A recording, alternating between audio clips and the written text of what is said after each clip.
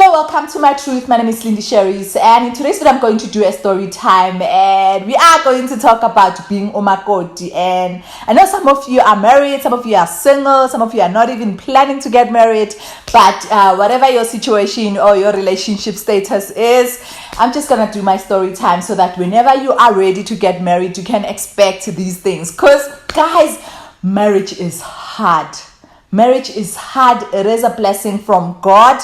God has blessed us with this union between a man and a woman, but it is hard. So I'm just going to share my story because I'm not here to teach. I'm just going to share.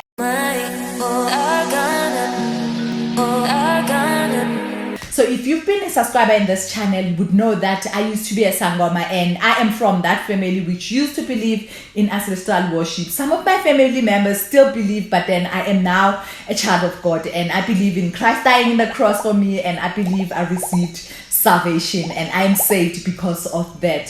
So now here's a boy who's from a Christian background. I'm not going to talk much about his family except that his father is a pastor, and here's a girl who's coming and she's a sangoma. She's going to be a sangoma because while we were dating, I was telling him that one day I'll need to be a sangoma. I'll go to initiation school. This is something that I knew all my life, so there's no changing that.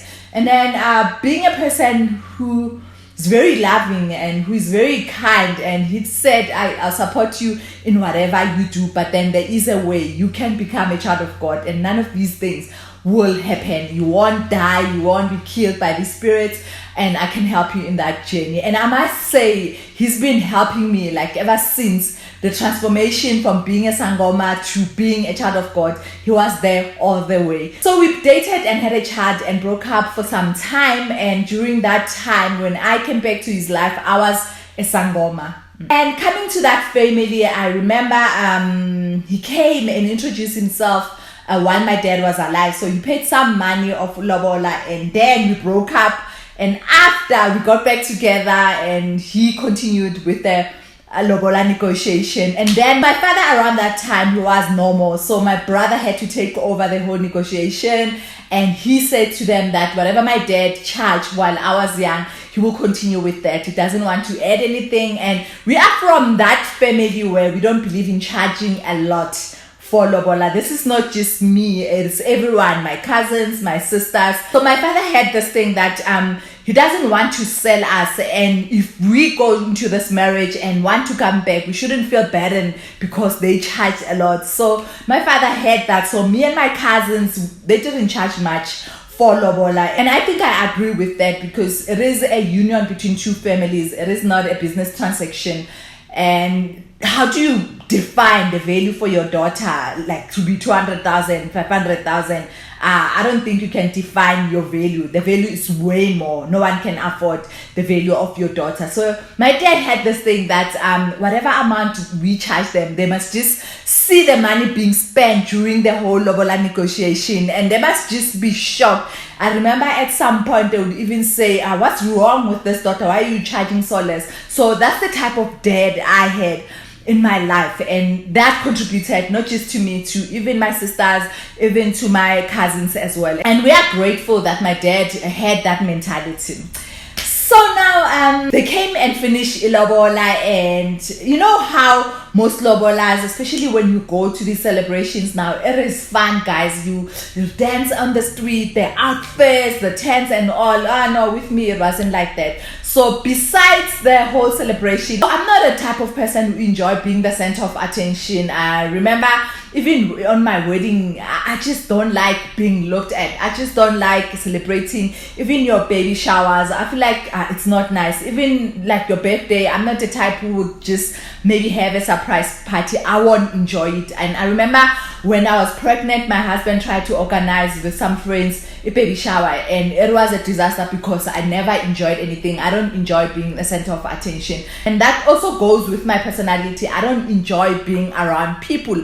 I like being alone. So I'm a loner, and it can benefit me at some points because I avoid all these talks, and you know how friendships and all these things that happen when people have a lot of friends. So I'm not the type that will go to your society where you meet other women and then you celebrate. Now, I don't enjoy such. At the same time, it can be a disadvantage because I like being alone to a point where whenever I'm depressed, no one will actually see, because they will think she just one time off from people, only to find out that I'm going deeper and deeper into depression. So now I didn't enjoy. And also my parents were normal. So to me, it was like, okay, let's just pay this lobola so that I can just get married, so that I can start my family and actually leave this house. And during that time, we had commotion at my parents' house, so I had to move. So I was just like, okay, let's just finish. I'll get married and just leave and go live in my own house. So it was like that I didn't have that celebration and enjoying dancing on the street. Now we didn't have that. So they came and paid lobola, and then the following day I was supposed to be taken to his family. I'm not sure if it happened the same day or the following day. And then they took me to his family, and you sit in a room or a certain place which they will tell you. So you're usually scared, like you're like, oh, I left my family and I don't know how this family is going to be like, especially coming from a family that didn't really believe in God. So I was scared, and knowing that my parents are not there anymore. So to me, I just didn't enjoy that moment. So we got to his parents' house, and then I was told to sit in a certain room, and then they started giving me the rules.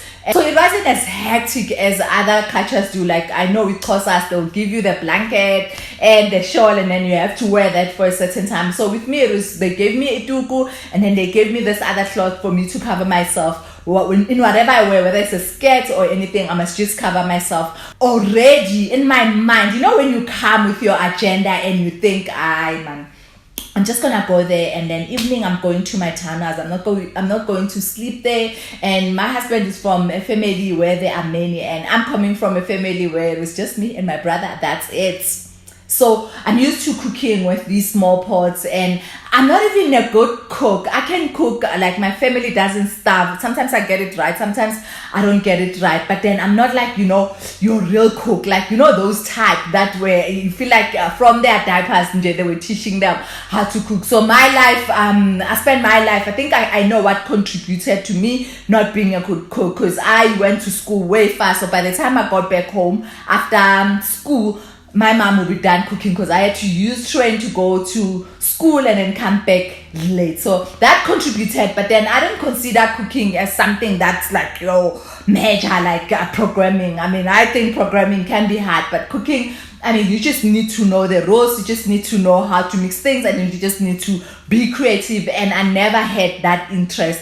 So only now that I'm learning that actually this cooking thing is think about it. When you think of these two, you just know it's okay, onion, a lot of onion, and then specific sauces as well as the right spices. So I'm learning to actually mix well, and my friends are actually teaching me. So I am starting to sort of like enjoy, but then it is not something that I would like, okay, I need to sit and stop. I am busy. I don't have time for that. So I just cook what I know, and I would try sometimes to make it nice, and I focus more on Sunday, and it's not something that I like. So I hope you get what I mean. But my family will never starve because I do not want to cook. I don't like kids, but then I will do it for my husband as well as my family. So I was just sitting there being covered. I don't remember on what, but then I was just looking down the whole time, and in my mind thinking, okay, I cannot wait for this to finish so that I can go back to my townhouse, because I am not sleeping here. When Makoti comes with that attitude and thinking that I am not staying here, I am not going to cook these big pots, because there are many, and obviously there are other Makotis who are staying there, and they've been trained for years and years. So with me, I was like, what? I'm just going to go back to my townhouse. Yes, I'll come for events. So now we got to that part where they advise you, but then the only advice that I got is that I have to wear ituku and the cloth to cover myself. Whether I'm wearing skirt or ibrug, I must just cover myself to show respect to my in-laws. It wasn't like hectic, guys. It was very simple, and there are those type of people who are just loving and who just receive you as your daughter, but then at the same time know your place, that you are a Makoti, and they will never force you to cook or force you to do things. No, they're not that type of a family. But that time I came with my attitude, and not necessary to disrespect them, but then I came with this mind that I'm not going to sleep here. And anyway, there's so many, I didn't even see where I'm going to sleep. I came with that mind. You know, when MAKOTI comes with this disrespectful, but then wanting to protect herself at the same time, I was sort of like that. I am a kind person in nature, but then I knew my strategy there. That I would go there, I would sit there, would give me the rules, and then later I would go back to my townhouse, because anyway, where am I going to sleep? It happened like that, and the evening I didn't sleep there because obviously there was no space for me to sleep. And even when I left home, I didn't get any of those advices. You know, when they tell you that this is what you can expect and this is how you should behave, no one told me that. And I don't know, I still don't understand why it wasn't organized, and I didn't know. And then I went back to my house, started living, you know, as my new MAKOTI. First few months, you're like, going to cook for my husband, it's cut inside, it's going to look nice, and then something that you really cannot maintain, you know, when you do something that is not in you, that is not something that you do at home, but because you are excited, I have a husband now, I am going to do this. And then I started doing my lunch for work, you know, different lunch, because this other guy from work used to come with a lunch box, and where the girlfriend would just prepare all sorts of lunches which were very nice and looking all nice. So I said to myself, when I get married, this is what I'm going to do for my husband. So I started doing those things. But then, you know, if it's not in you, it doesn't last. I got to a point where like, you buy your own lunch. There are sort of like stages in marriage. Like the first stage, you're excited, you're cooking, you're doing all these things for your husband. And then you get to a point where it is just supper because you're tired, you're from work, and then there's kids. And then you just do your best to survive, especially if you do not have a helper. So another stage in marriage as well, it's when you get to that point where you're like, oh man, wait a minute, you go to work, I go to work, you come back, I come back, why must you sit, why must I cook, why must I do all these things? And then you get to that part where you feel like you are abused, but then obviously you overcome that. And also thanks to premarital counseling, because this is something that is so needed. I wouldn't advise anyone to go through with marriage without going to premarital counseling, because that's where you actually define what you want in your marriage. That's where you actually share some of the things that you wouldn't normally know.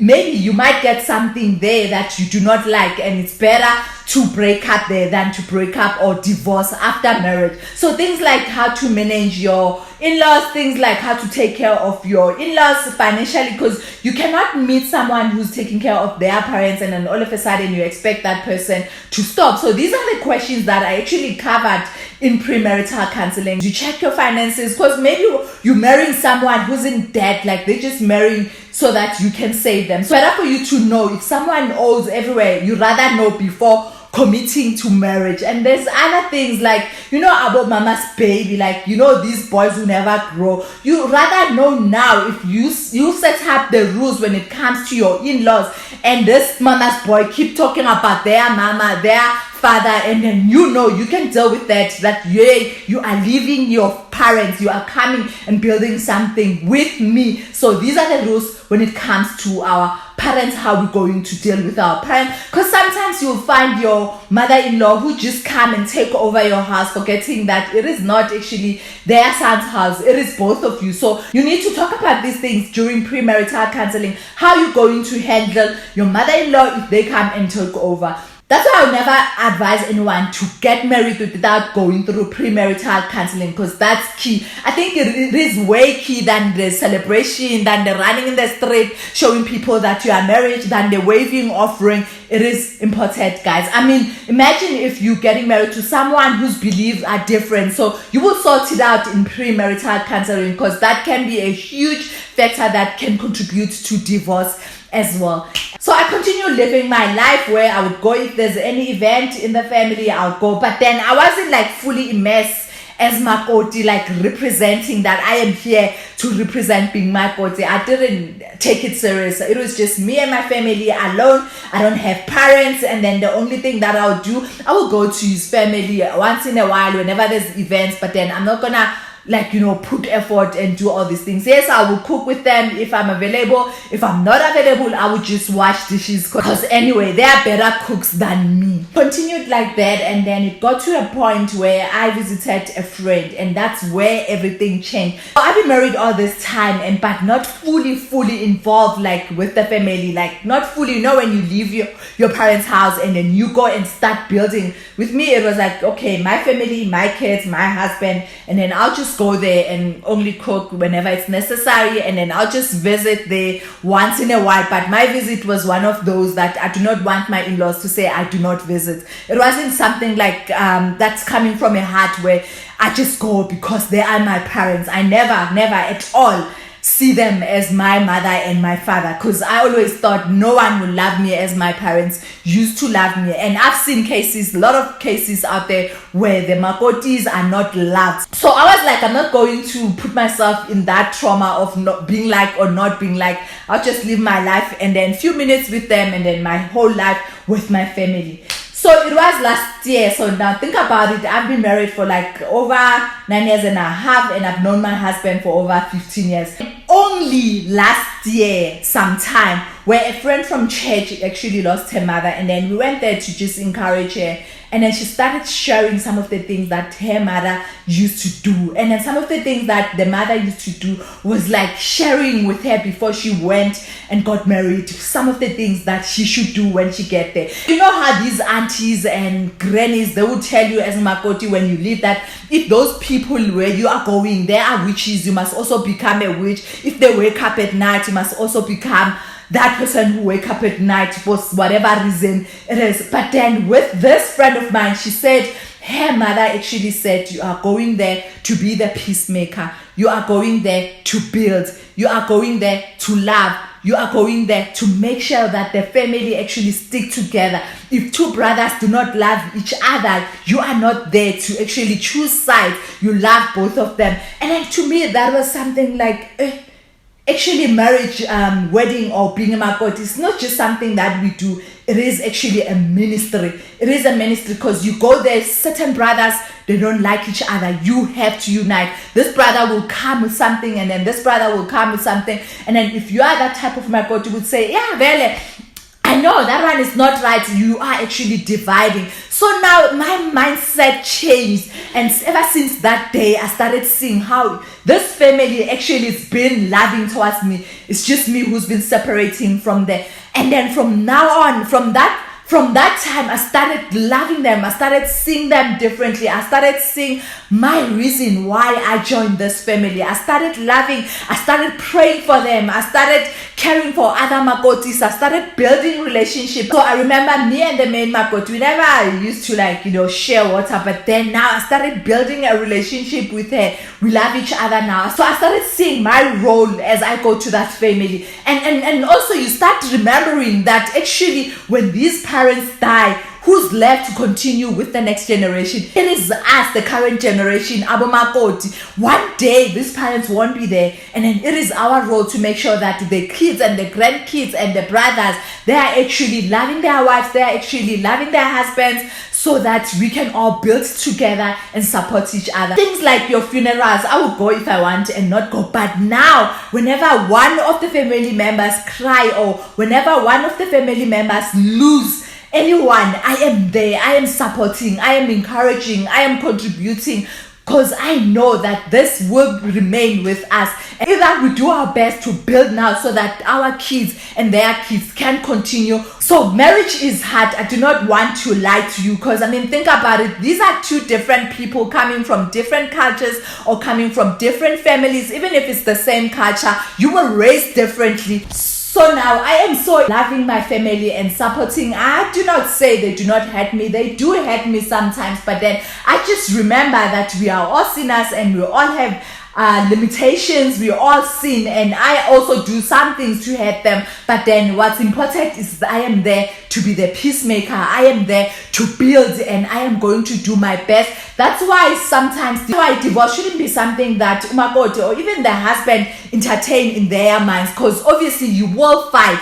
You will hate each other at some point. You will not agree, and then you will feel like, why am I still here? I can do this solo. I can raise my kids solo. But then it is not about that. It is about, why did you leave your home to be with this family? You are there to build. You are there to help. You are there to unite. So that's how I see the role of umakoti, and that's what I'm doing now. I'm even at the point where I am actually learning the genealogy of this family, wanting to understand, okay, so who was the first one? Who's the second one? The brothers from the other generation. So I am getting to that point where I'm even willing to teach Abu Makoti how to do this. So if you are Makoti, or maybe you are preparing to get married, or maybe they just paid Lobola, or maybe you don't like your in-laws, or maybe you're just clashing with your family and you're thinking, I know what, I'm just gonna separate myself as long as I have my husband. Just remember that your husband is here because a mother and a father existed for that husband to be there. And if you are not uniting with his parents, you are actually making it difficult for your husband to choose between you and the parents, and it is not fair. So do your best to make sure that there's unity, even if they do not like you, as long as they know that you are working hard to make sure that there's unity amongst them. Just do your job. Whether they like you or do not like you, it is not for you to worry about. It is for God to deal with that, and continue praying for your marriage. That's it, guys. That's my Lobola story. You can also comment and share some of the things that happens in your marriage so that I can know what topics to cover next. Thank you so much for watching. Don't forget to subscribe, hit the bell notification, comments, because the algorithm likes that. Thank you so much for your support.